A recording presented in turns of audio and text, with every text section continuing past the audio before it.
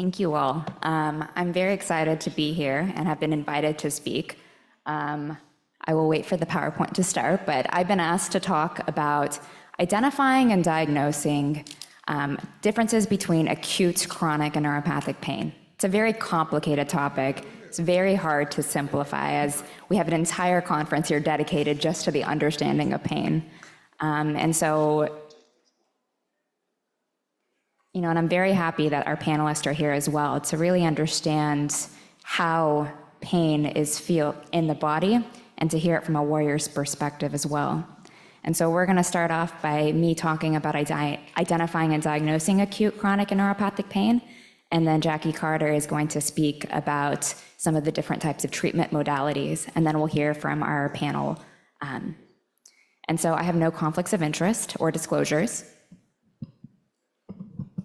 And so pain is a very complex topic, and it is not something that can be easily just defined as acute, chronic versus neuropathic pain. But I'm going to try to simplify as much as possible and explain some of the differences between the types of pain. And understanding that etiology is very, very important as we move forward to try to best help treat different types of sickle cell pain and using a really multimodal approach. And so let's talk about acute pain crises. And so the Action American Pain Taxonomy has a long definition of what they describe as a acute vaso-occlusive pain crises. And so it's a lot of words, but I thought I should include everything that's published online, and I highlighted in red some of the key points. But the first one is that you need to have a diagnosis of sickle cell. The second one is that reports an increased pain that lasts for greater than 2 hours and at least started in the past 10 days. There must be a display of greater than one of the following signs.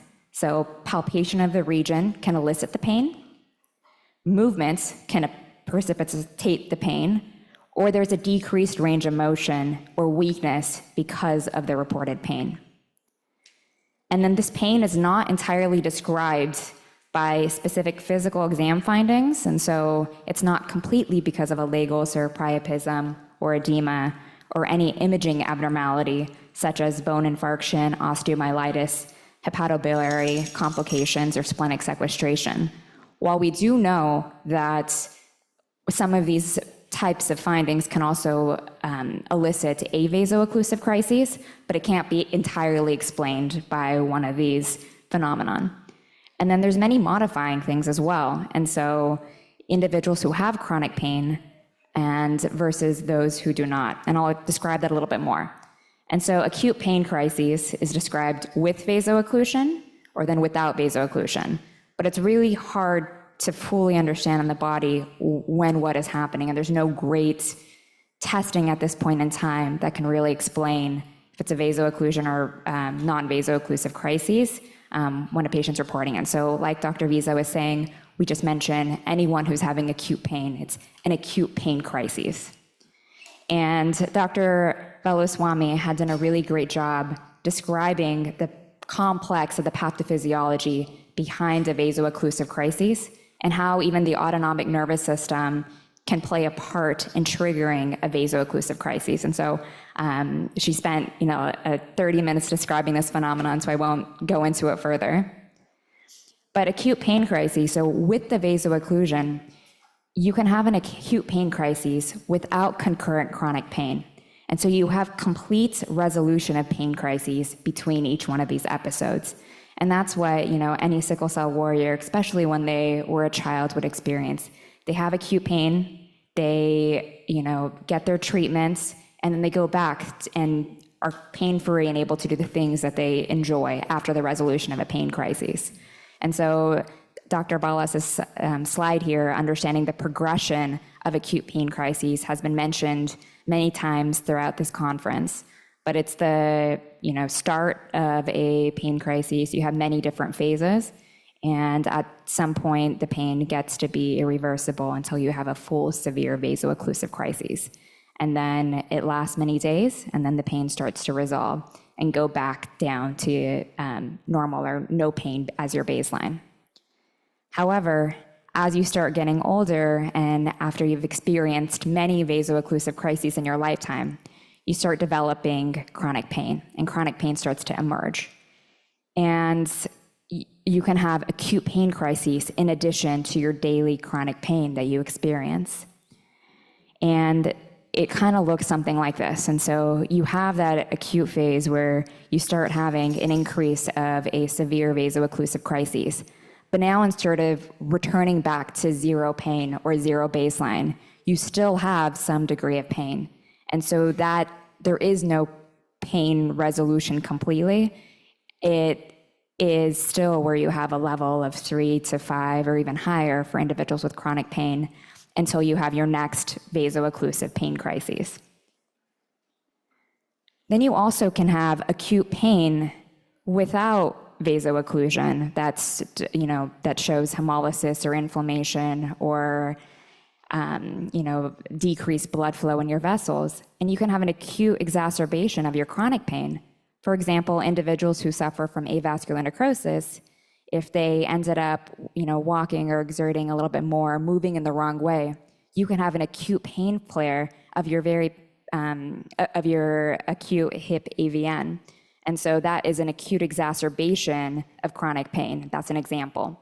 Another thing is you can have an acute pain crisis that's due to something else that's not related to sickle cell. Any sickle cell warrior can also have an appendicitis, joint infections. They can step on a very painful nail. All of that can trigger acute pain. So neuropathic pain is very, very complicated. And I am just going to say it's pain that involves the nervous system more than nerves and nerve damage. It can be either acute or chronic pain, but typically when we describe it in sickle cell, it's a type of chronic pain, and it occurs when the nervous system gets damaged and it's stuck in hyperdrive. And I'm going to explain that phenomenon a little bit later as I describe more about chronic pain. And people, I guess my last one didn't stuck, but the descriptions are burning, pins and needles, electrical, numbness, tingling, and shooting type pain. And so that's how some individuals may describe how neuropathic pain feels in their body. Chronic pain, so Dr. Smith's publication and Pisces study, which was phenomenal in describing chronic pain and how many warriors suffer from chronic pain. And so they did a daily pain diary for 6 months, 232 sickle cell warriors, and pain was reported on 56% of the days. 29% of patients had pain greater than 95% of the days during those 6 months. 14% of patients had pain on less than 5% of days. And pain crises occurred on 12.7% of days, and they had a visit to the physician or hospital on about 3.5% of those days. Healthcare utilization in itself is not a predictor of a pain crisis. Some individuals may have a pain crisis and may not go into the hospital. And so pain intensity seemed to be higher on those utilization days. So how does the Action American Pain Taxonomy define chronic pain? And so again, you must have sickle cell disease if it's chronic pain in an individual with sickle cell. There needs to be ongoing pain present for most days, so that's more than 50% of the days over the past 6 months, either in a single location or multiple locations. They must display at least one sign, so you palpate the region. It can elicit focal pain or tenderness. Movement of the region of reported pain elicits focal pain. Decreased range of motion or weakness in the region of reported pain. There's evidence of a skin ulcer in the region of reported pain, evidence of hepatobiliary or splenic imaging abnormalities, and then that's consistent with the reported pain, and evidence of any imaging abnormality with bone infarction or avascular necrosis in the region of pain. And then there's no other diagnosis that explains the signs and symptoms. There's many modifiers for chronic pain as well. So pain from a clear clinical etiology. It's a lot simpler when it's like, I see a leg ulcer and your pain is right where the leg ulcer is. that is the cause of the chronic pain for certain individuals. Or avascular necrosis, if you're having hip pain and we see that there's avascular necrosis in your hip, then we know the pain is from a clear clinical injury. But sometimes you can not feel well and have pain all over your body, and there may not be a specific imaging finding that can describe that type of pain. And then there's a mixed type. So you can have avascular necrosis, but you can also have pain that might not be identifiable by a specific imaging or by a specific clinical diagnosis. And so this was published on the Journal of Pain, and it is how do we transition to chronic pain? And there's multiple mechanisms of when you've had repetitive, acute vaso-occlusive crises, and that eventually leads to chronic pain in that adolescent to young adult age group. And so you have repetitive tissue and organ damage from these repeated vaso-occlusive crises, so that can lead to AVN, leg ulcers. There's also a phenomenon called central and peripheral sensitization, and I'll talk about that in a little bit. And then opioid-induced hyperalgesia, neuroplasticity, and then the cycles of physiologic and physical pain, so how sleep and mood can also play a part in chronic pain as well. And it's really important just to understand some of these phenomena, and I'm going to use scientific terms and try to break it up with some simpler analogies to try to explain what's happening in the body. But central sensitization is basically, it's happening in your spinal cord. And it's, the simplest way of describing it is if you step on a nail, what happens in general, you step on a nail, there's damage to that tissue around wherever you step on the nail. It sends a signal from the nerve that goes up to your spinal cord from your leg, and it processes it in the spinal cord, and then it shoots up another message to the brain. And you say, ouch, that was painful. And eventually there's a signal that comes down from your brain, it calms your spinal cord, and then it says, okay, this injury has passed. And that's your body's way of alarming you and protecting you that you just, that there was something painful and that you need to rest. And when you have chronic pain, what happens is that this nervous system gets extra sensitive. For individuals with sickle cell disease, they've had repetitive vaso-occlusive crises, and these pathways and this nervous system in your spine get super sensitive. And so the nerve and brain amplify these pain signals. So even small things can trigger pain.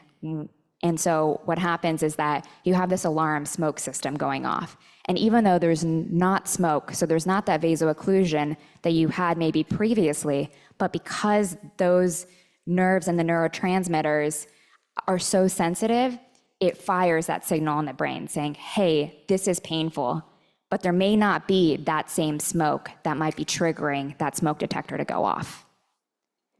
What is opioid-induced hyperalgesia? And so opioids are really helpful for that short-term severe vaso-occlusive pain. But sometimes when the brain and nerves are in that turned up state and the alarms are sounding, sometimes opioids long-term can backfire. And so instead of calming the alarm system, they make it more sensitive. And so I try to think about it as a motion detector. And so I have a Ring at my house, and it is always sending me notifications for any wind passing by or if it gets rainy, and the motion sensitivity is so sensitive, and I can turn off on my app some of that motion sensitivity. But this is the same thing that's happening in your body, is that motion sensitivity is going higher even with wind going by, or when you have pain with repetitive opioid use, it can cause that motion sensitivity to go higher.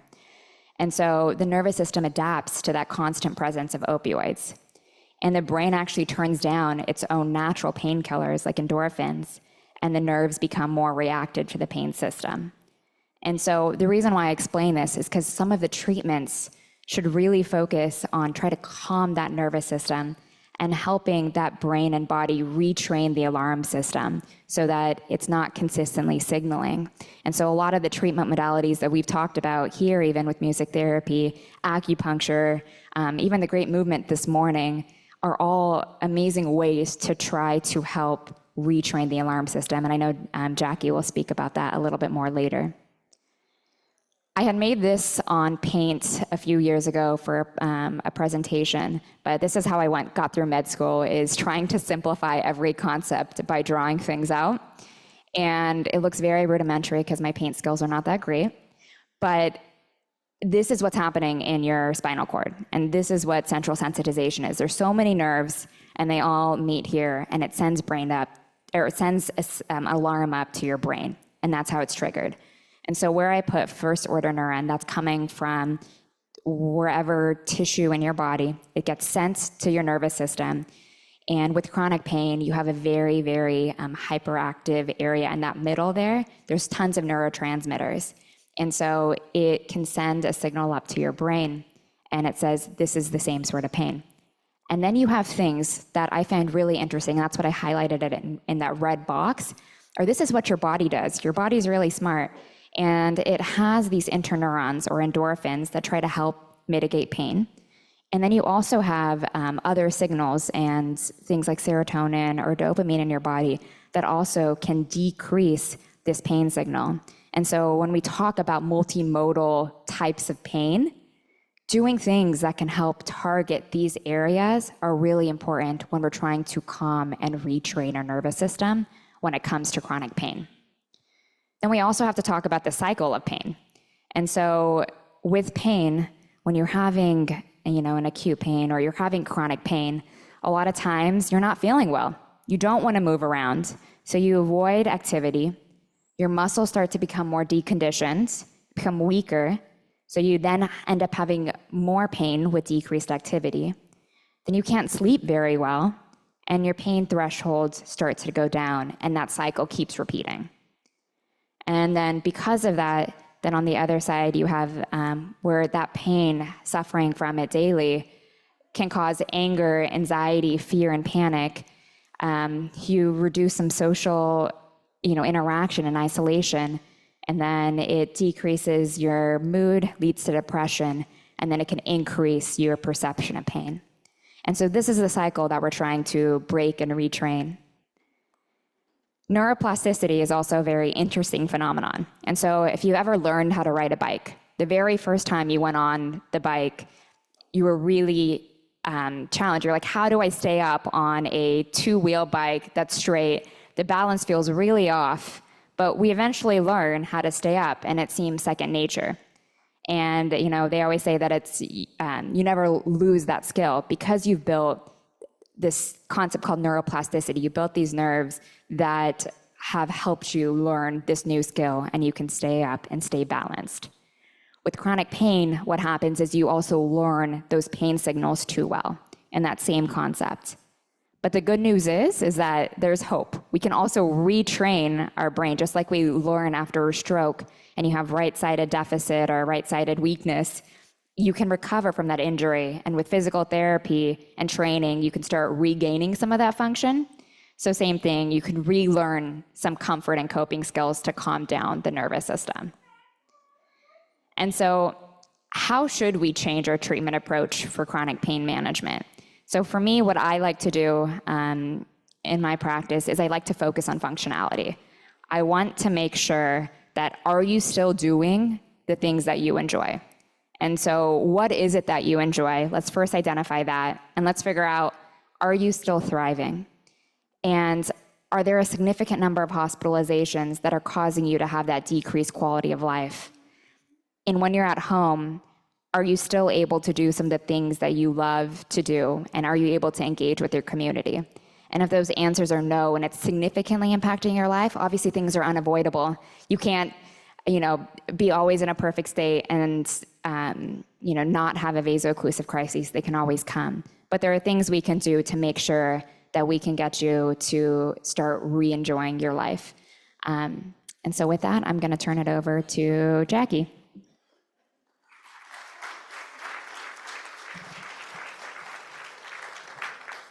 Thank you. Good morning, everyone. My name's Jackie Carter. I have nothing to declare. All right, so treatment plan. What is the goal?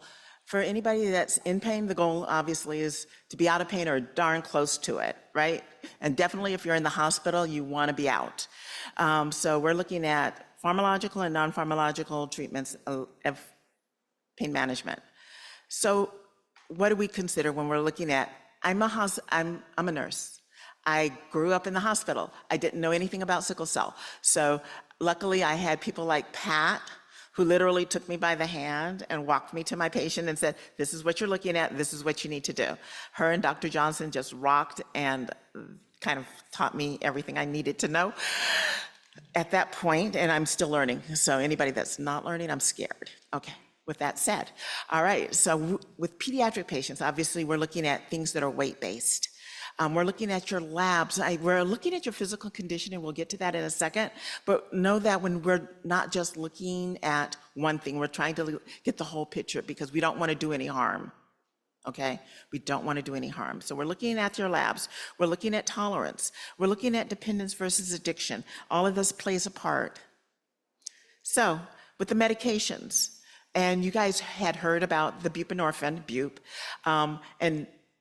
there was like a little controversy about the acetaminophen or the Tylenol. So we're going to look at, currently the thought process is multimodal. What does that mean? A bunch of different drugs for a bunch of different things that you're feeling, okay? So the thought process has always been, we want to treat your pain with the less amount of medication as possible, that if we need to go up, we can, but if a little bit works for you, awesome. If you need none, great. But we have what's the word I'm looking for? A variety of things to use, and we can increase as needed. So use things as like Tylenol.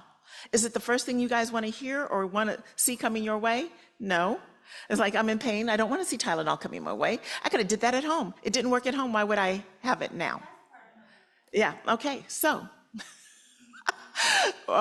one of the things that we are seeing more of is that the doctors will order acetaminophen or Tylenol, but they'll order it around the clock. It's not something that you're going to say, I'm in pain, I have to ask for Tylenol first. No, we're trying to not do that to people. It's something that we give automatically. Same with maybe an NSAID if your kidneys are good. Toradol or ibuprofen, something that we can give you automatically as a nurse. Okay, I'm coming from the nurse perspective, that we give you automatically, okay? And then if your pain, obviously your pain's still not controlled, I'm not gonna be naive here, your pain's not controlled, then we're gonna look at the other opiates and what can we give you. But coming into the ER, we wanna give you the medication that will knock it down to a point where you can breathe. Really, just to a point where you can breathe. And then try to maintain it to get you through your crisis, okay? So, But that's not what I said. I said, we're giving you Tylenol, we're giving you the ibuprofen around the clock, but then we're giving you your opiates. We're giving you your, whatever you're taking. Is it the oxycodone, the morphine, the Dilaudid? Is it the buprenorphine? I have favors to ask of you when I give you guys this lecture. I need you to tell me, and I need you to really tell me what works. I need you to tell me what's not working. But more important, those dumb questions that you hate to hear about how would you rate your pain? I'm sorry. Can you describe your pain? Okay. I'm going to the next one. This is why. I need you to tell me those things. I know, I've been doing this for years. I know people hate it. But I need you to tell me because different meds treat different things. When Dr. Patel was talking about neuropathic pain, the burning, the electrical, however you want to describe your pain, we need to know because we need to give you the right medications. Okay? That's why we're coming at you that way. We need to give you the right medication because if you have neuropathic pain, we might give you opiates and you're going to still say, I'm still feeling that burning pain. I'm still feeling that electrical pain. Well, I'm not going to take away necessarily the opiate, but I do need to give you something else. I need to give you something that's going to work for the neuropathic pain. And that is not going to be an opiate alone. This is why we say multimodal, multiple drugs, okay? That's what we're using here. So we're looking for those descriptions for a reason, and not just to drive you nuts, honestly, okay? And we want you to be able to be able to take these things home with you and manage as well as you can at home. Here's the caveat with that. Please, and this is me begging, okay, I know, not your normal lecture. This is me begging, don't come off these medications without talking to your provider. Don't stop. Yeah, I see you. Don't stop, okay? If you're having some symptoms and you're like side effects or this is not working, don't immediately, unless you feel like it's life-threatening, don't come off this medication without reaching out to your provider to let them know, whoa, this is not working for me, I'm feeling this, I'm feeling that. Also with things for neuropathic pain, they don't work in 5 hours, 6 hours. It may be days to weeks. You're like, this doesn't work. Okay, yeah, it doesn't work right away. It doesn't. It might be days, it might be weeks. Okay, so we're looking at a lot of different things in a lot of different ways to try to get you back to your baseline so that you can have the life that you want to have. Some of the things that are not on this list that I was asked to talk about is lidocaine infusions. Okay, I will ask questions later, okay, because I want to hear about your experience. Lidocaine infusions, ketamine infusions. Okay, they can be helpful for some patients, maybe not for others. Again, you need to have a conversation with your provider. What is the goal? What is the expectations? What can we do? Okay, these are not things that are simply given, but there are things that are definitely available. Lidocaine infusions can be great, but again, no cardiac issues. There are certain things that we need to look at. It can last for days to months, relieving pain in chronic pain patients. This might be a beautiful thing for you. So it's an option. Ketamine, another medication that can help with pain. We've used it in my hospital, but again, have the conversation. What needs to be done? What is the goal? Okay, now, I'm not going to pretend that any and all of these medications don't have possible side effects. And throwing medications at side effects is like you're already on a ton of medications. Really, you want me to take more medications to, okay, I'm sorry, offset the side effects of the medications? Sometimes you have to. It is what it is. Laxatives, opiates, constipate. What did the doctor say yesterday about, what was it? How long? A month without a bowel movement? Okay. I've had a patient go and kept telling me, no bowel movement, no bowel movement. And I'm like, Then the patient said, yeah, no, I've been going, because I was harassing the patient. So I'm sorry. And then found out the patient had not been going and it became a problem. And the patient ended up with a colostomy for a while. Okay. So we need to pay attention to our bodies. Please pay attention to your bodies. When we talk about normal sickle cell pain, I don't know if there's any such thing, but your normal crisis pain, but what do we learn that can be not necessarily your normal crisis pain? It seems like it is the same areas, but something else can be going on. You manage it at home best you can, but when you're coming into the hospital, try to describe it the best you can. We're looking at acute pain. That's that pain that hits you, as Dr. Patel described, and you're trying to manage it at home. You can't do it. You're coming into the hospital. That's your acute pain. Now, if you're someone who has acute and chronic pain, that's a double whammy. But here's the deal, and I'm just speaking from experience. What you need to do, and I'm honestly saying what you need to do, is when the nurse comes in and gives you medications, if you're hospitalized, ask what the medications are. Ask what all your medications are. You're on chronic pain medications at home.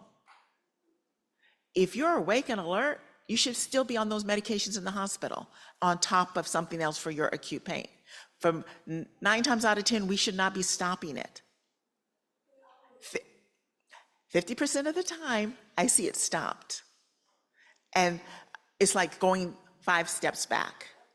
Okay, so ask what you're on. And then if they're not hearing you, ask for You want to speak to the physician. If you need to ask for a pain consult, ask for a pain consult. If you need a hematology consult so they can step in and help you, ask for that as well, please. Okay, I know we want advocates, but first and foremost, in the bed, when that nurse comes in, you're first advocate. The nurse, you tell the nurse, hey, I'm supposed to be on such and such and such and such. The nurse should then be your second advocate, because she needs to go outside and call the doctor and say, hey, this patient is usually on such and such and such and such, and she's not on it, he's not on it right now. Okay? All right, so hydration always, as I see a bunch of what looks like cups of coffee in front of people. Thank you. Water, water, water, water. We want to definitely make sure. We want to make sure that if you know your labs and know that when you need a transfusion, when you don't need a transfusion, when you need oxygen, when you don't need oxygen, okay? The goal, again, is to get you, control your pain and get you to a functional level. And if you're in the hospital, get you out, because the hospital is not where you want to be. If you're in the hospital for more than 3 days, we need you to start working with physical therapy. We do not need you to be deconditioned. We need you OT, PT. It's like, no, I'm good. I walked in here. Yes, and we want you to walk out. Okay? So we want those things for you. Now back to meds. There are a bunch of different meds that we use for different things. Neuropathic pain, we use medications. And some of them have stigmas, just like buprenorphine had a stigma.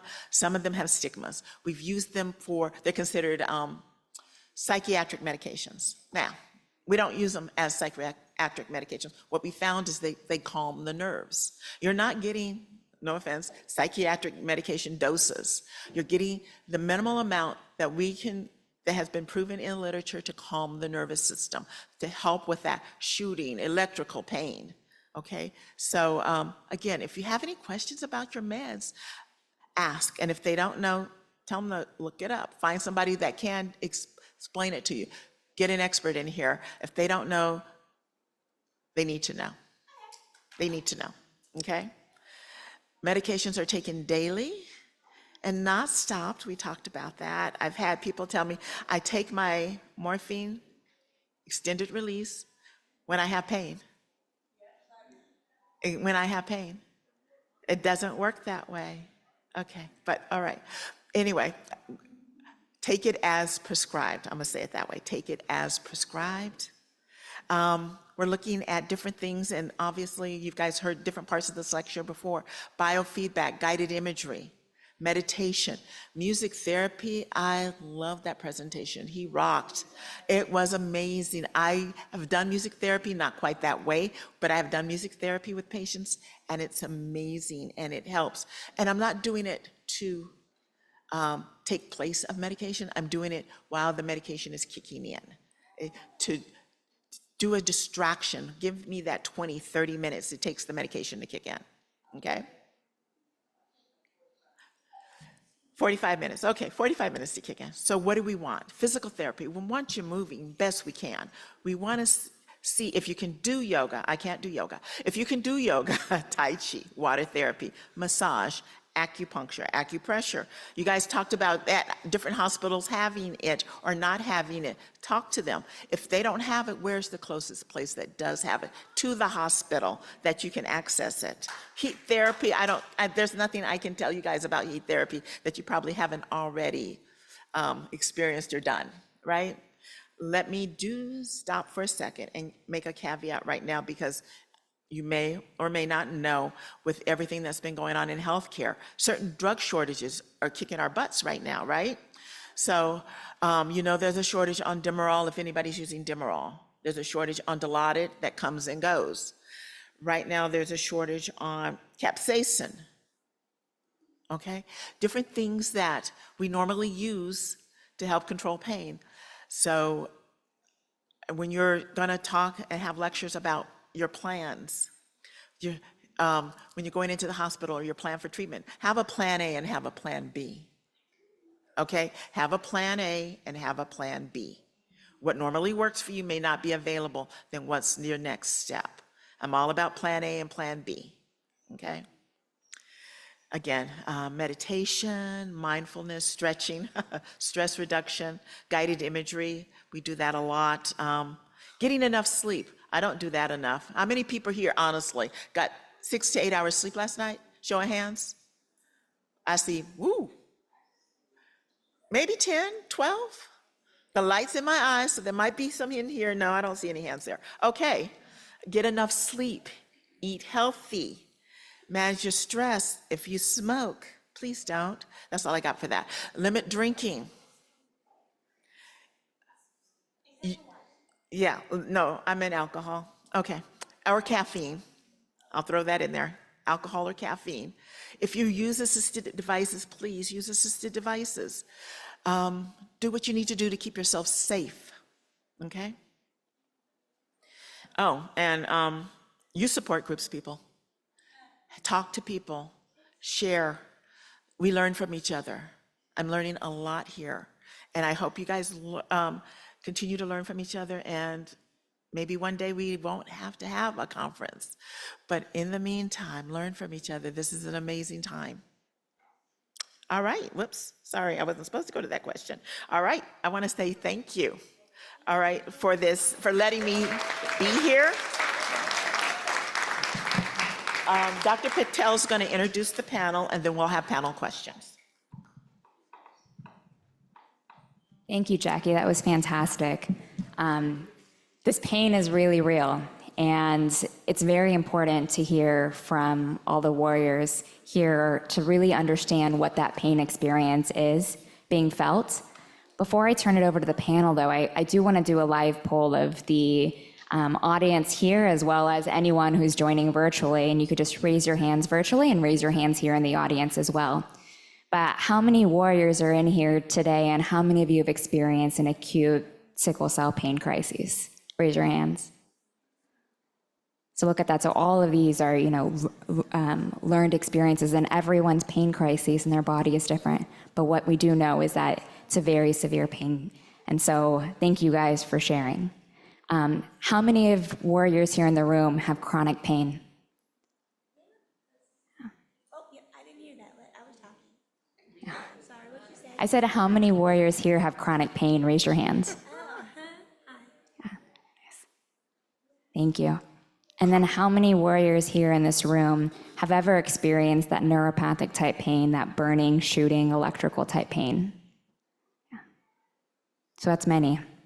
I would say that's probably the majority have had all 3 types of pain here in the room. All right, so we're going to switch to our first panel question. And before you guys speak, I would like you to just say your names and introduce yourself and then answer the first question. And so can you tell me about how you experience pain in your body and what helps you get through it? And if we want to start just maybe from the left to the right, I guess from the audience side, or so your right to left.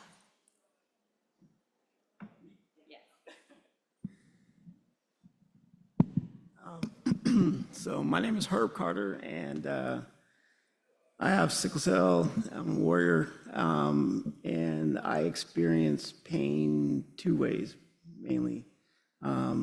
Acute pain if I have a pain crisis, a sickle cell crisis, and also I have chronic pain that I've done my darndest to cure, which is I had vascular necrosis in my right hip, but I've had a hip replacement. So I feel like I have a brand new hip, so I don't have any pain there anymore. And then I also have, I get leg ulcers, but I treat those and try to also heal those. And once they're healed, pain's gone. So that's the 2 ways I experience pain. Thank you.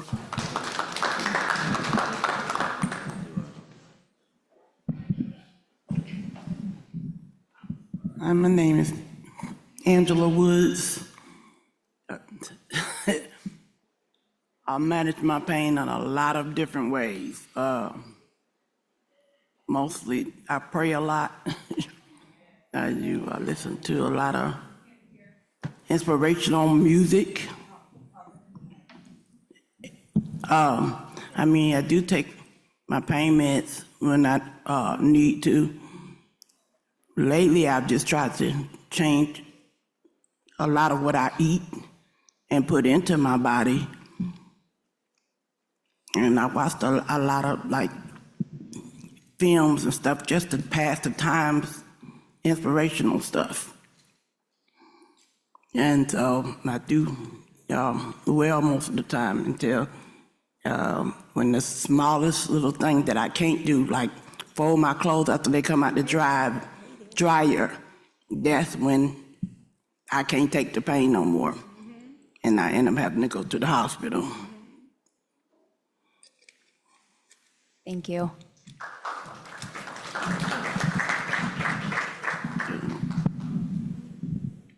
Hello, my name is Trinisha. I have SS, sickle cell, and how I manage my pain is it just depends on the level it is. I experience pain pretty much every day. So it could be something as small as just using my heating pad, listening to some music. I like to talk to people to kind of get my mind away from my own pain and problems. I use natural remedies, oils, CBD rubs, pain medication. It really just depends on the level of pain. I experience acute and chronic pain mainly. And I do have AVN in both my hips, and now I'm getting it in my shoulders. So I have all kinds of pain differently every day. Thank you.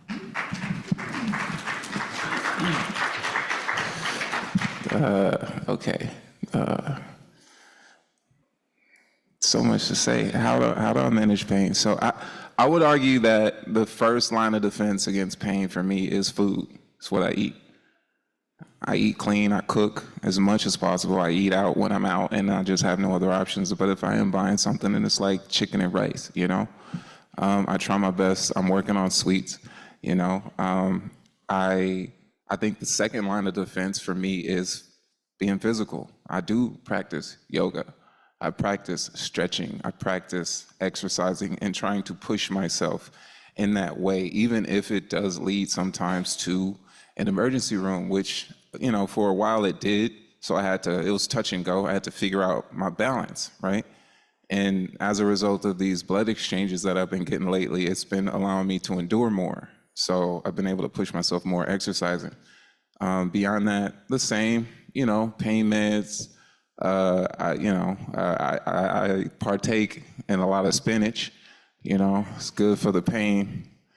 I inhale it, but yeah, those things help me. And you know, remaining stress-free. I think that's another thing. Is you see me when you meet me, I'm out there. I'm pretty, you know, joyful and, you know, light and whatnot. And I maintain that. That inner child must stay alive, because that allows me to, you know, get the stress off of me and just laugh at life. That allows me to keep my energy up. So, you know, that helps too.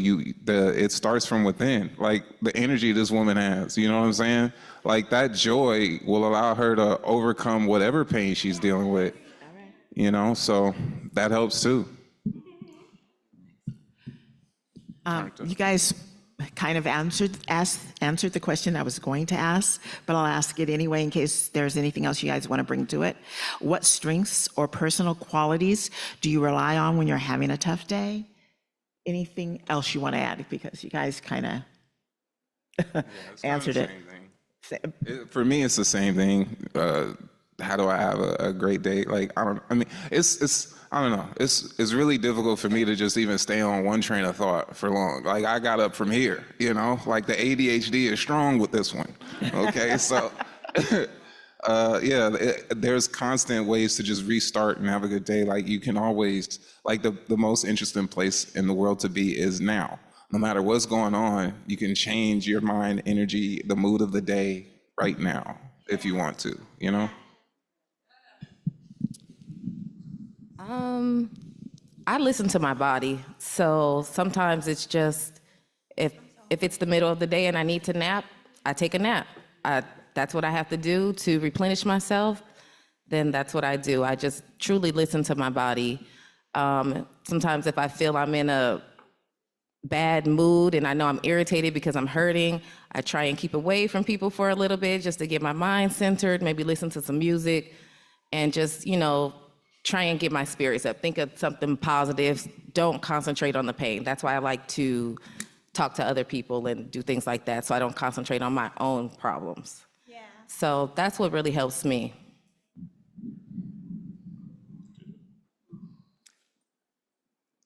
Oh, okay. Like I said before, like I do a lot of praying, but sometimes you don't, you get upset and you don't feel like praying. It's like, okay, prayer ain't working, then what? And so, like she said, I try a lot of natural stuff like heating pads and things like that, which helps a lot. And you learn the older you get, you learn that you need a nap sometimes in the middle of the day, like she said. So sometimes you just need to rest more, and sometimes you need to rest your mind. I realize that my mind seems like it never stops going. I always got I'm thinking about something I think I'm supposed to be doing or whatever. And so if you can just find a way to get some peace to your mind, and I like to help other people. So, that helps me not think about what I'm going through by helping somebody else. Because there are some people that are, believe it or not, worse off than you or what you might be going through. Somebody else might be going through something worse. If you can be a help to somebody else, that always makes me feel better. I'm sorry, what was the question again? Question is, what gets you through a tough day, basically? Well, What makes your personal qualities do you rely on? well, I rely on God. I think that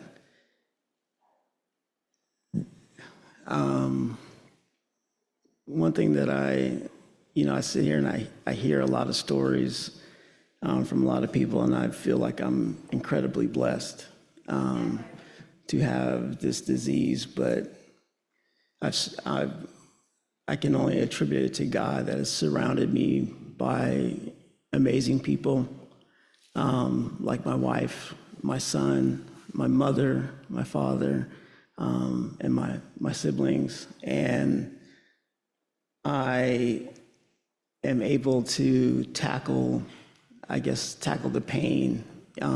It gets me down, but it doesn't, even when I'm in the midst of it, I don't have a give up attitude. I think about what I'm gonna do after this is over. So I have hobbies, I have goals and dreams that I just want to get back to. And whether it's, my work or, if it's, just something that I want to do after the crisis is over, or after, even, if it's a chronic situation, I don't let that stop me. I want to get up and go do something. My body doesn't allow me to do that all the time, but I'll make a way. And so I don't know if I feel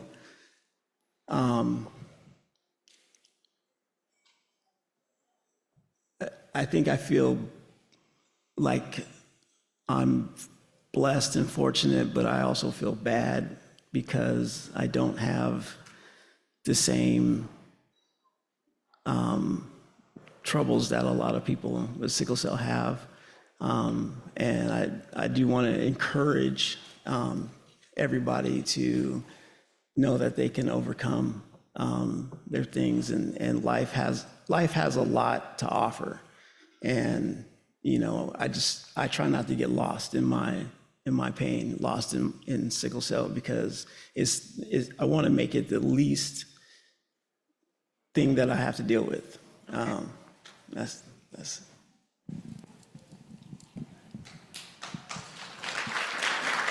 Those were all really great answers. And I think, Herb, you really highlighted an important part as well, that everyone's experience is different, but how you move forward is different for each individual, and what strengths that you have to keep moving forward. And so that kind of goes into the next question as well. And I know you shared, so if you have anything in addition, you can speak as well. But what advice would you share with other warriors about living with chronic pain and still moving forward? And if you want to defer, you can, because I know you answered that question.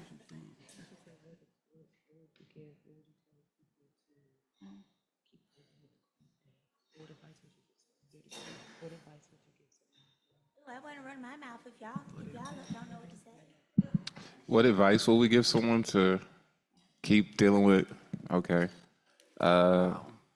Basically, what he said is that, I mean, I don't know. I look at it like this. You basically are in a series of cycles in life, right? There'll always be good days and bad days. The sun is up right now, but the moon is up too, in the same sky. So life will be a series of waves. You'll be like, one day, then the next day, then you know, and the key is really to just continue to make it to tomorrow, because you never know what it has in store for you. You know, even on a painful day, you could get great news in the hospital, you know, so continue to endure and understand that, you know, it is a tough fight. It is a painful thing to deal with, and people won't understand it. You will feel all kinds of emotions, but it's what's going to forge you into a very unique person in this world. So get to the point where you get to meet that person, you know, it's worth it. That's what I would say. Somebody said something, my brother actually said something to me, and it might sound corny, but he said, find the silver lining in life. And that just means that, you know, you find, God put you here for a reason. God did not put you here to suffer. God did not put you here to just deal with this disease, and that's your life. There's something that you are here to do. And you have to, you know, I want to know that you're here doing something besides just suffering in sickle cell. Make it the least thing that you have to deal with. Make it something that, you know, it helps you reach the goal that you're trying to do. So it makes me stronger. Sickle cell makes me stronger. It doesn't hinder me at one bit. I deal with immense. I work in Los Angeles, and I build multi-million-dollar homes, and I sit there and I listen to these people with millions of dollars, and I'm like, you have no idea what life is like, and I'm able to make it small, and they don't understand how I can do it.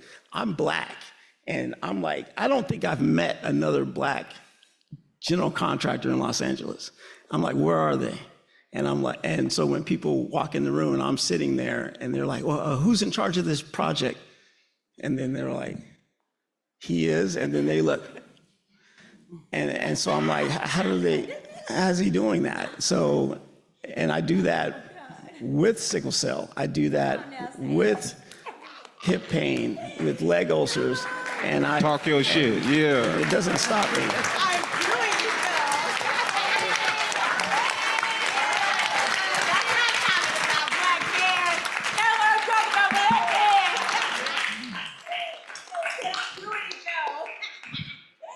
My advice would be for people to feel your feels. It's okay to feel down or sad for a moment, but don't stay there.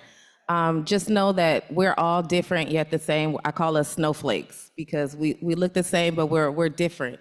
You know, his pain, he may not have pain every day, and I do, but we still have the same type of pain. I'm in pain right now. Me too.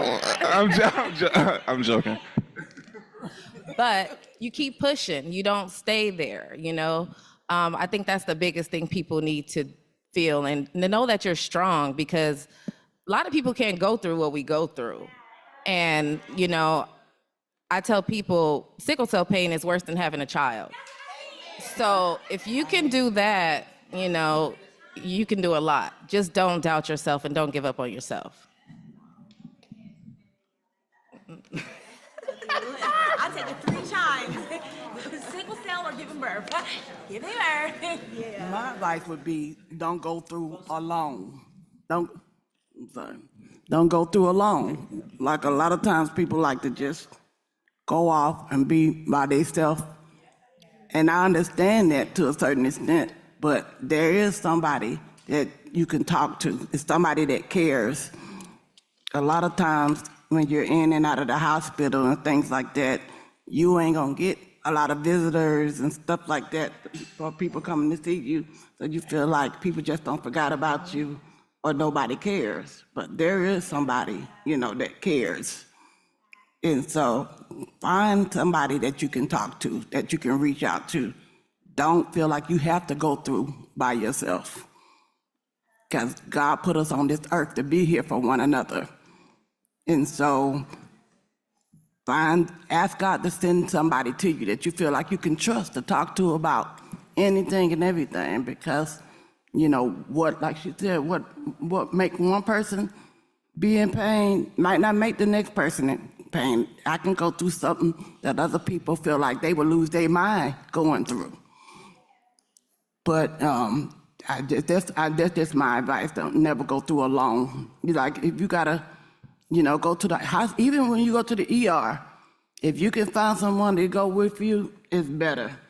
It's better to have somebody there with you than to be there alone, because different things can happen when you're alone and nobody there to speak up for you if you can't speak up for yourself. Thank you so much. We have virtual questions. Yes, and it could be for anyone, for the panelists, for us.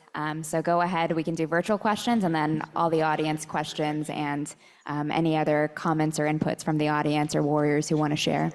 Hi, it's Dr. Dean's the moderator. So I'd like to start off with some virtual questions for you. So first one is, how do warriors know if they are having a stroke versus any pain crisis? What was that? So how do warriors know if they're having a stroke versus any pain crisis? I don't think you know, because I've never had a stroke before, so I don't know what it I feels think like. this one was for the doctors that were before them, because we're all in the same session, but So I'm assuming Dr. Patel could maybe answer this. yes. And so if you're having a stroke, every time anyone goes to the ER, it's very important that you really understand the etiology of what's going on instead of saying it's the same pain. Make sure your doctor is looking. If you're having symptoms, weakness, slurred speech, you're not able to talk, some like numbness or something, make sure they're looking. And those are all some signs that something else might be underlying, like a stroke. And so every time you go to the hospital, make sure everything is being evaluated to make sure something isn't missed. Okay, and our next virtual question looks like it's aimed at Dr. Patel as well. Why does the white blood cell count get low with hydroxyurea? So there's many mechanisms that hydroxyurea can cause benefit. So hydroxyurea initially was a chemotherapy medication, and so it does what we call suppress the bone marrow. So that's including all blood cell lines, white blood cell, red blood cell, as well as platelet counts. And we don't do it at the doses that would completely suppress all of your blood cell counts, but it does decrease some of your white blood cell counts, and that's the goal. White blood cell counts, a lot of times in individuals with sickle cell, are elevated, and it causes this extra degree of inflammation. And so that's one of the pathways that actually hydroxyurea can help, is decreasing that pathway of inflammation. But as we've heard today, it's a bit more complex than just one pathway. All right, that's it for virtual questions. Can I just say, shout out Dr. Deans. She held me down in West LA at Cadillac. She was my doctor for a little bit. We locked in, gang, gang. I thought that was you, because they said just Jay Snow, and then I was like, Jared Snow. So it's good to see you looking so well.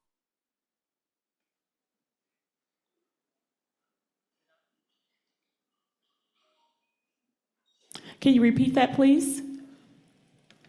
Sorry, we're having mic difficulties. Oh, no problem. As when it said Jay Snow, I wondered, but then when it's Jared Snow, I was so excited because I was like, I know Jared Snow, and I'm just really pleased seeing that you're looking so well. Yeah, me too. You know what it is. Yeah.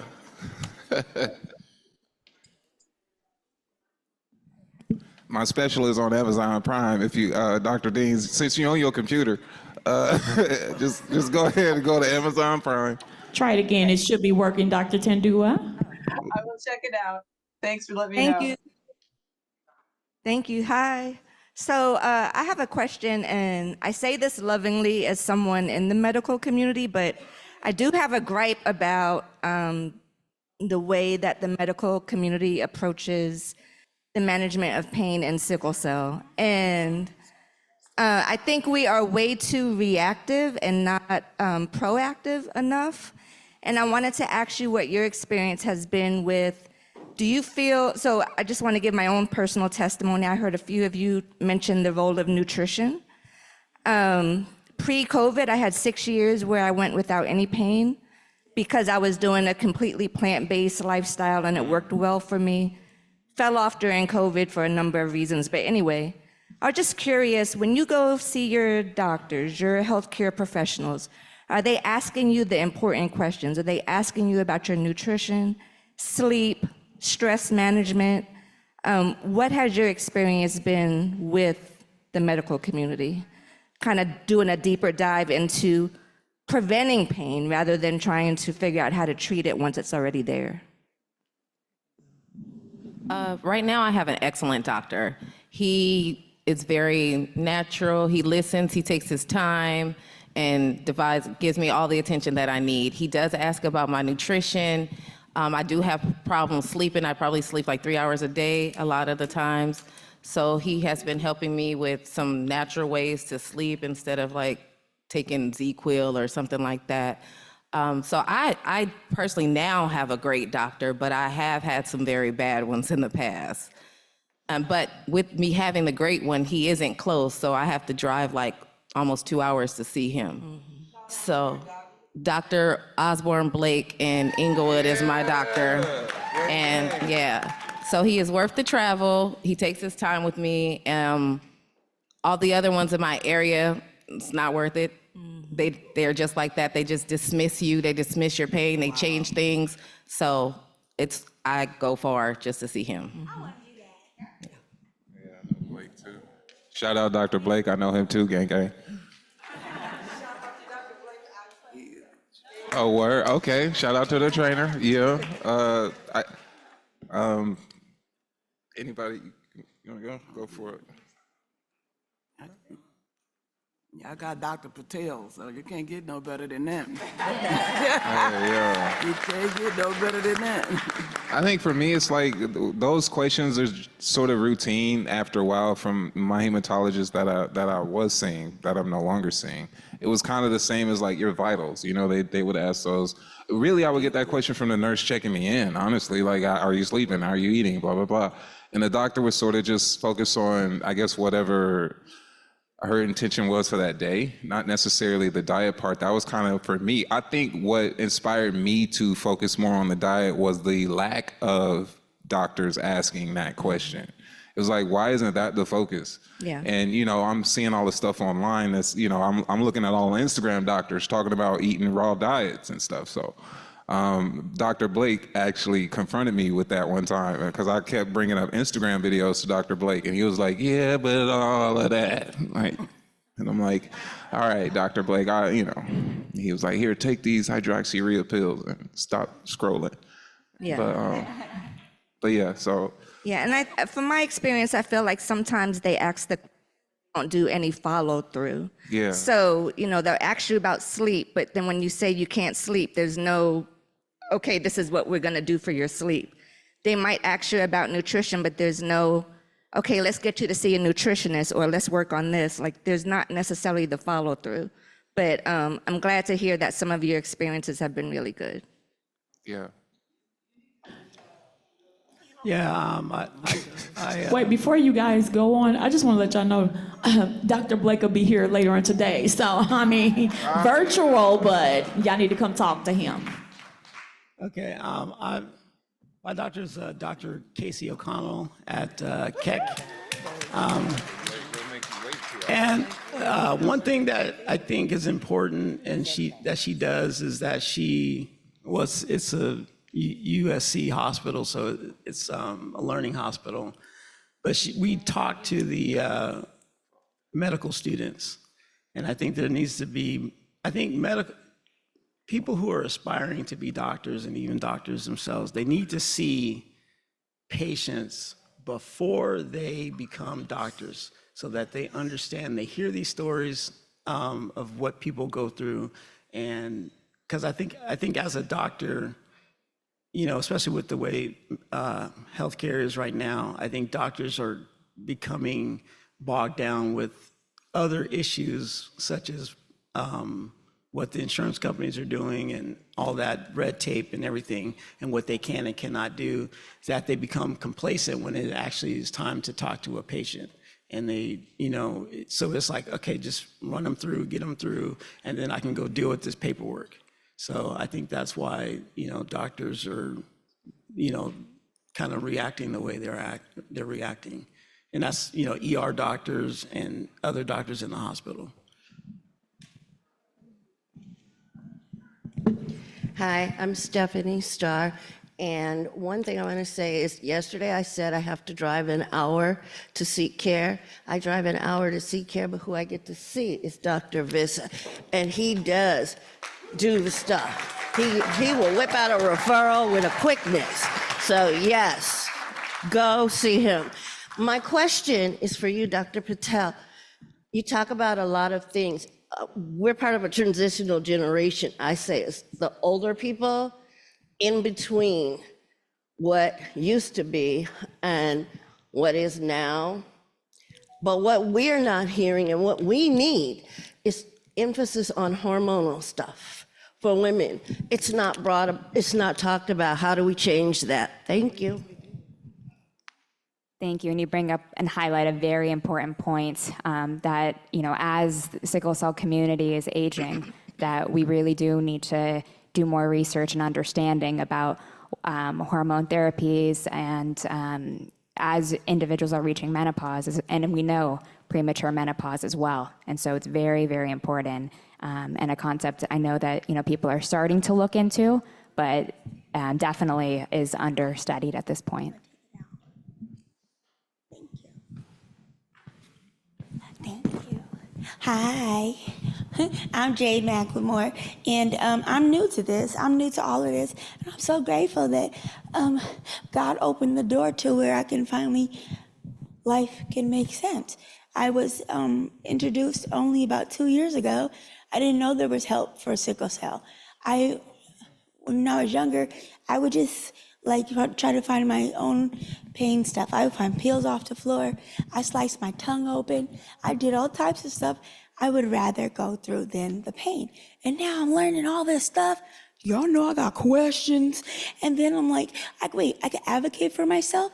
They just told me a couple of days ago when I went in, they said, you're our favorite sickle cell patient. And I was like, I said, wait, is it because of the dog? They said, no, you're just our favorite. And then come to find out, somebody was in the hospital with me. Guess why I'm the favorite? Because I don't put up a fight. I don't argue with them. I let them do what they're doing, and I sit there and I suffer. But now, it's, oh, wait a minute. Suffer. I sat there and suffered because I know But your question, though. it's coming. Oh, there we go. Aw. Hell yeah. Yeah, amen. The question's gone. No. You said that. I was like, what was it? Ask the. Oh. I'm sorry, my brain does that. Are you sure that the light is on? Are you sure that the light is on and that you are feeling more empowered to do? Yeah, everything that they're saying. It's like, ding. That's beautiful. Thank you.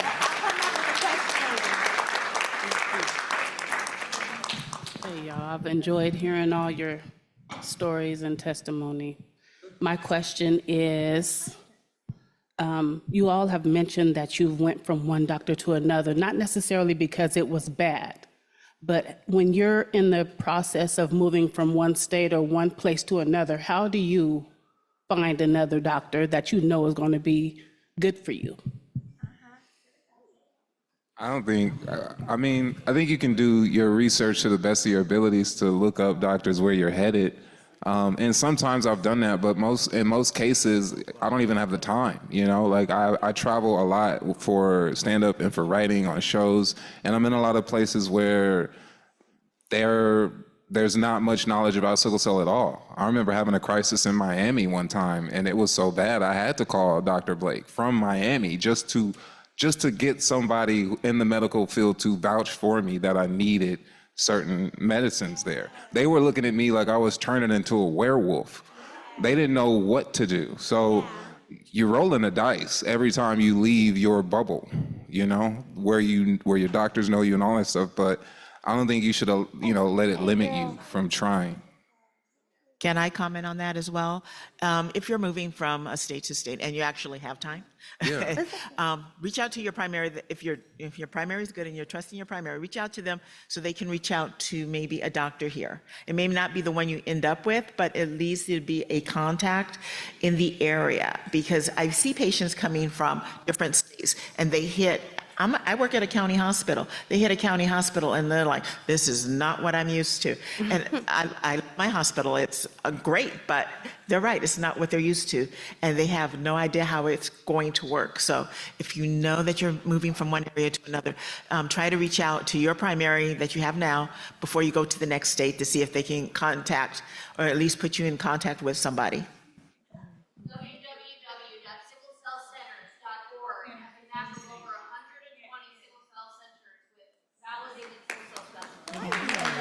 Oh yeah. Say that again. It's www.sicklecell.org, sicklecellcenters.org. But even bigger than that, community-based organizations exist.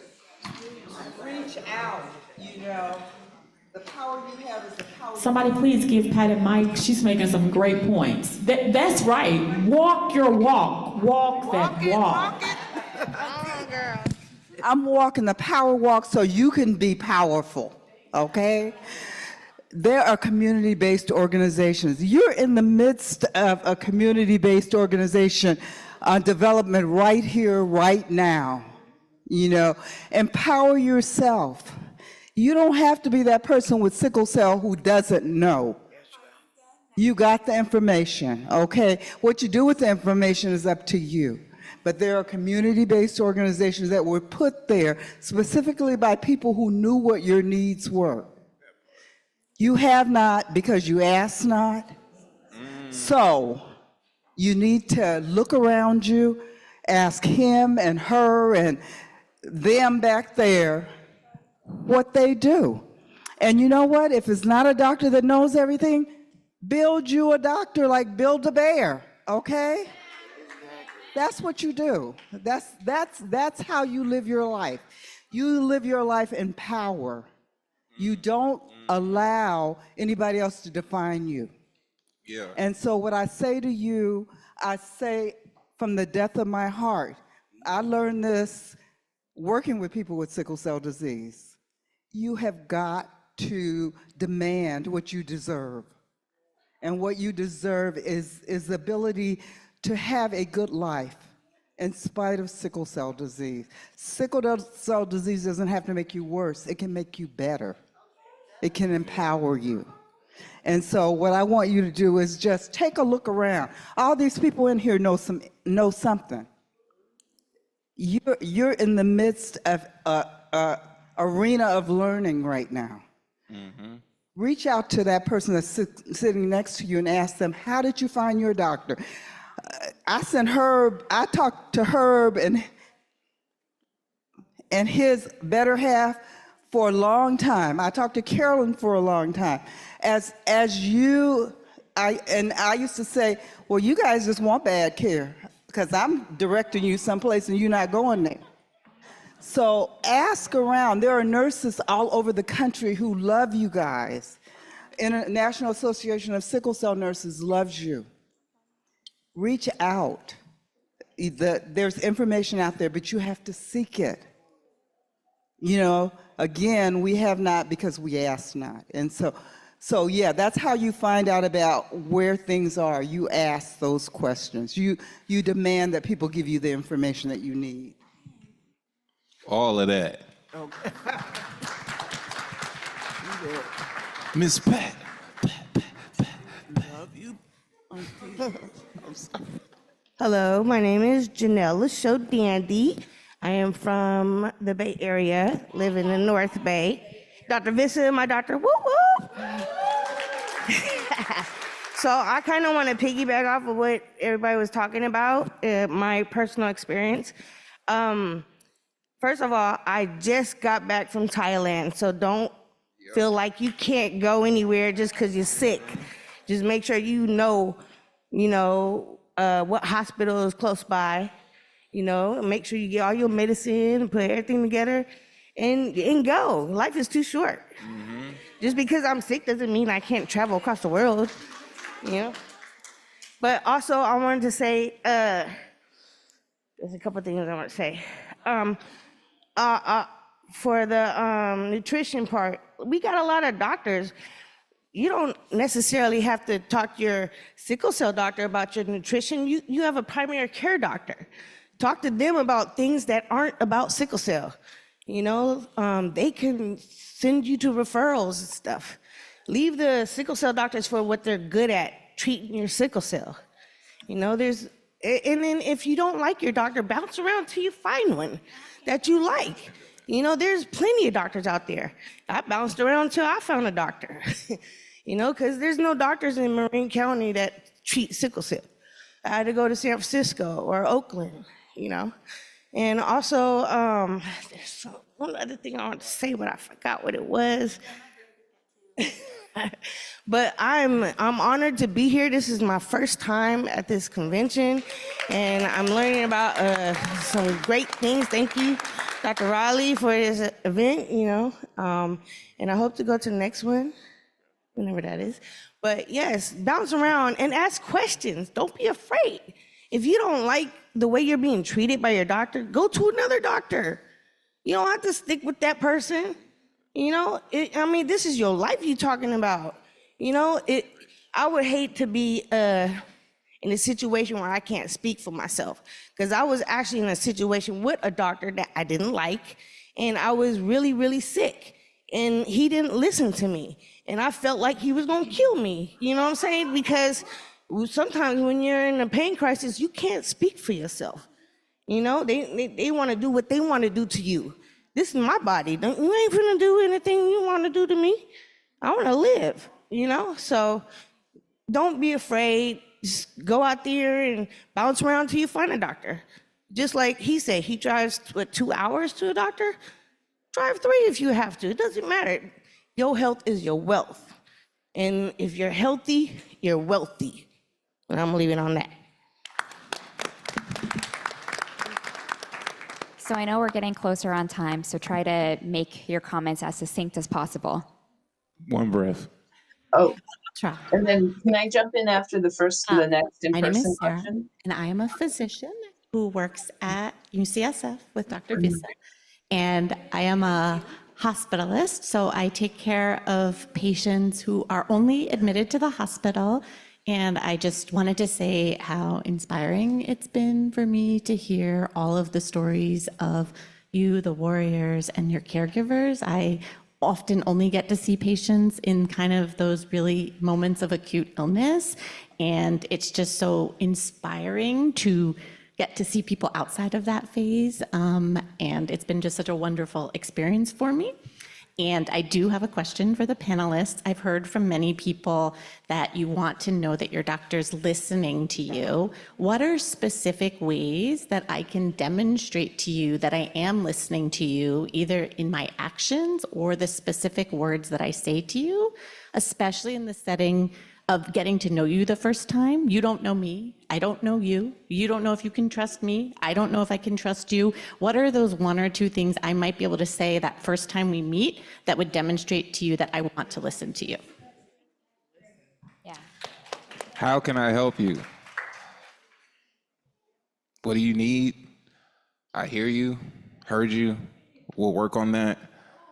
You know, those things are helpful. Eye contact, you know, sometimes that's a luxury, you know? So, yeah, the simple things for me, but you guys let me know. Don't stay hidden behind the keyboard and the computer screen. That part. You know, don't just do this and yeah, I'm listening, because it doesn't feel like you're really listening. And ask about previous experiences. You know, maybe they've had problems, good or bad, with their previous doctor, and you can see how you can be on the same accord if they were good, or how you can not do what that past doctor did. So that's what I have.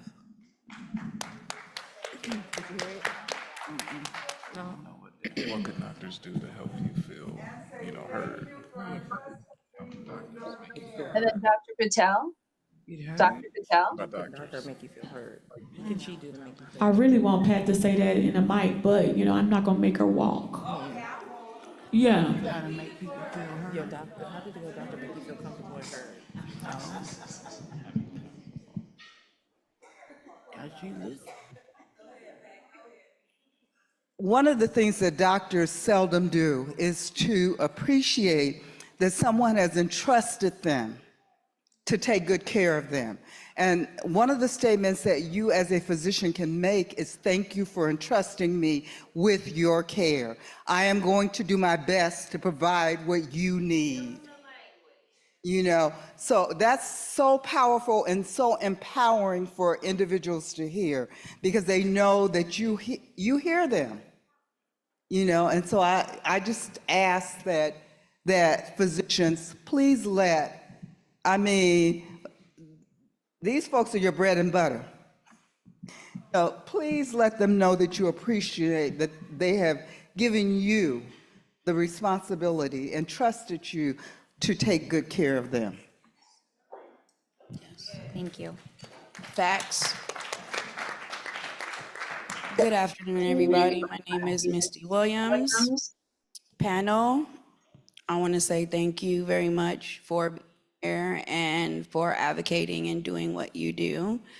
Because without warriors like all of us in here and our grassroots foundations and organizations, we would not be able to circulate in all these states the way we do. And now also with technology, I'll say, is very good. I do want to say thank you very much to Dr. Patel. I started having Dr. Patel 2 years ago when she first moved. I want to do everything to help her. She found key markers in so many things that other people missed. And she takes a special interest in each and every one of her patients, just like the doctors here do. Everyone that's gotten clapped for it, it's for a reason.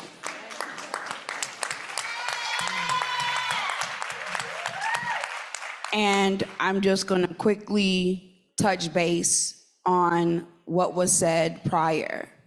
When it comes to traveling, Jay, I already know how much you travel. I'm the same way. And especially going overseas, a lot of people ask me, how was I doing that? And whenever I go overseas, I never get sick. I have a doctor that I trust, Dr. Thomas Coates, who's traveled the world and helped us in so many ways for so long. Anytime I think of 2 or 3 places overseas that I want to go to, I call him.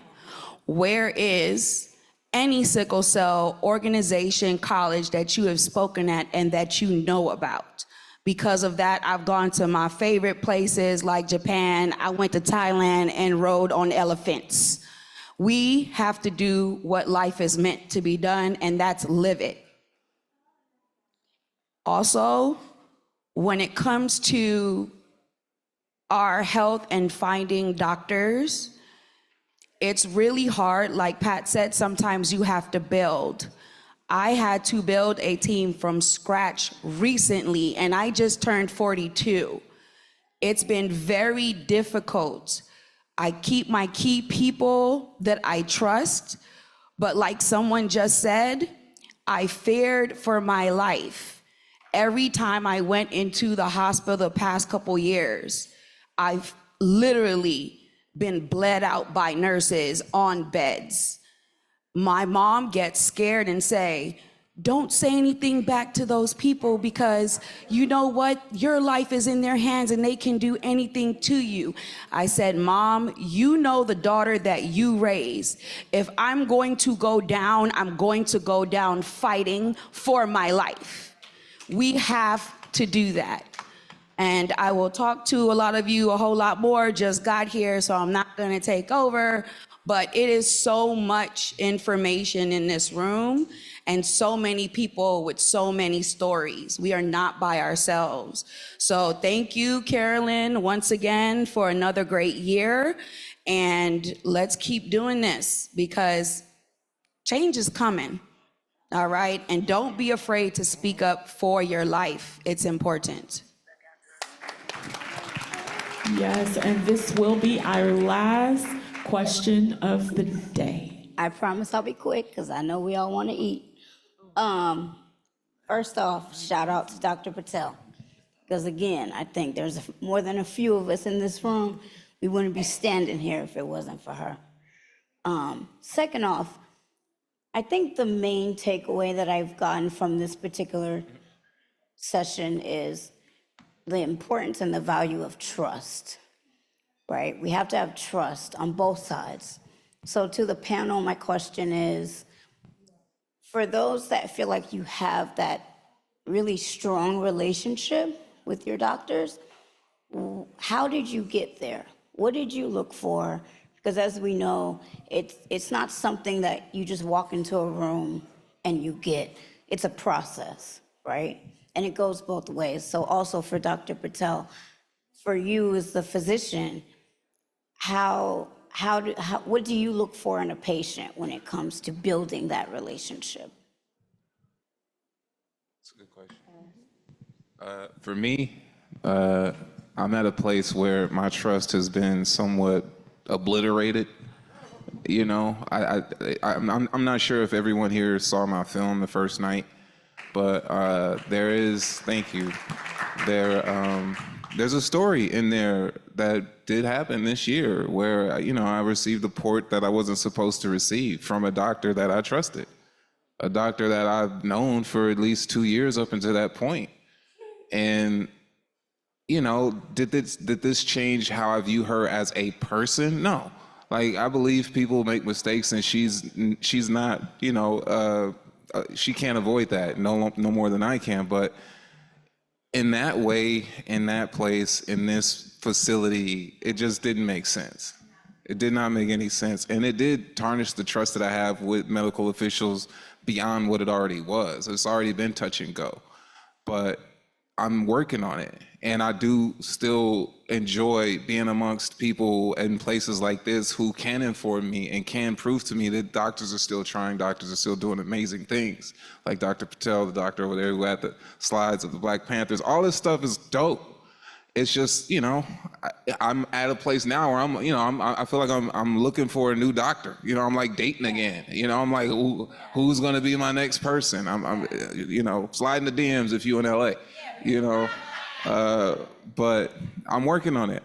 Is it there? Not really. Is it all the way gone? Not really, but it's very indifferent. Very indifferent right now. I think I'm totally different from him. I go in there with an open mind. You have my trust until you break it, until you show me something differently.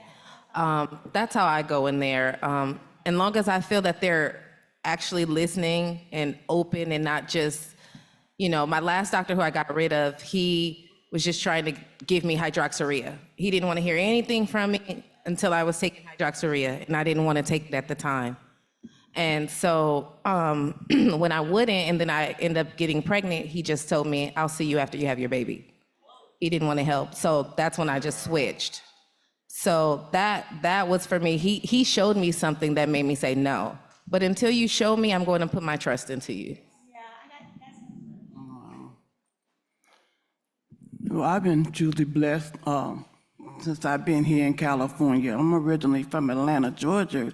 that has the home of the 24-hour sickle cell center. So you would think that, growing up in Atlanta, being in Atlanta would be the best place to be, having a 24-hour sickle cell center that you don't have to worry about waiting in the ER because you can just go to the sickle cell center and be seen anytime. But unfortunately, I was actually dying in Atlanta. By the time I made it here to California, I was on so much pain medication, more pain medicine than I ever been on in my life. And I never wanted to feel like I was hooked on pain or that I even had to take it all the time, because I didn't grow up taking pain meds. I didn't get treated for sickle cell till I was 20 years old and pregnant with my first child. So I found out late in life, and I got here to California and found out that had I stayed in Atlanta much longer, I might not be here with y'all speaking on this mic right now, because I was literally dying in Atlanta because I wasn't being treated properly. And so when I went to Dr. Patel, she showed me that everything I said to her, she took it to heart. She got me help that I've never gotten before I came here.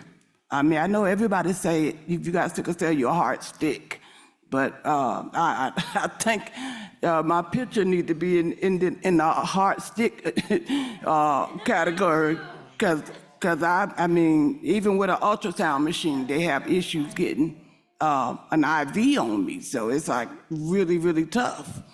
And she found a surgeon that can help my veins. I always felt like somebody should be able to help me with my veins, but nobody ever told me anything different until I came here to California and met Dr. Patel. She showed me, and she'll tell you I fought it. I was like, no, I'm not gonna do that, Dr. Patel. So, the surgeon had to talk to me and tell me how she could help me. And then, I listened. She just has shown me that she's willing to go to bat for us with the doctors, with the people in the hospital. I was getting ready to leave the hospital one time, and they was gonna send me home after being in the hospital, a few weeks without any pain medication. And Dr. Patel called that pharmacy. I don't know what she said to him, but whatever she said, they was like, no, we can't send you home like this. And they said she called to the hospital to make sure that I had what I needed before I went home. So she has just shown me. Yeah. Yes. All I right. appreciate that. Next. I don't think you should trust a doctor. I think you should find a loved one or a advocate that you can trust who will check the doctor. My wife is my advocate, which I'm blessed to have that. And my son too is my advocate, even though he's only 14. He'll call some stuff out too. So I had a doctor for 20 years that I trusted. And, I think I never seen my wife so upset in her life. And she's like, no, we out of here, we going. And I was like, well, babe, what? Maybe, and she was like, no, we out of here. And so that's, but I was willing to keep going. And we had no idea we weren't getting the type of care that we should be getting. And so it was the person that was next to me. And that said, this is not good. So that's what I think you have to have an advocate. You have to have someone that's with you who can think, who's not dealing with sickle cell, somebody who's thinking clearly, who can, act on your behalf when you're not. But no offense to, any of the doctors, but I think that, doctors are human too. And they can make mistakes, just like my brother said, they can make mistakes. They're just human beings just like we are. So you have to have someone that's there that loves you and whether it's a friend or a brother, sister, someone. So do that first, and then and then pick out your doctor, and then, like she said, you trust them until you don't. So. Thank you. For me, I would say that it's open communication. So it's, I can make recommendations and it's a dialogue. My recommendations may not fit every individual.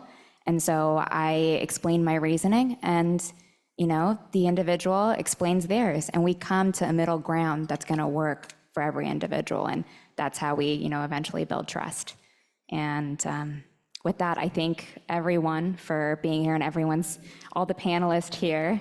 I could not have spoken Dr. about. Patel. Dr. Patel, you have one more. We just want to thank Dr. Rebecca Dean online, and she can have her last words. Thanks, everybody. I'd like to thank each of the wonderful speakers and panelists for a really powerful discussion on sickle cell pain and its management. And this has just shown us that we need to continue to work to make our sickle cell warriors heard, coming always from a place of compassion and empathy, striving forward to make a brighter tomorrow together. So thank you so much, and I feel really privileged and honored to having been participating as your moderator today. Thank you.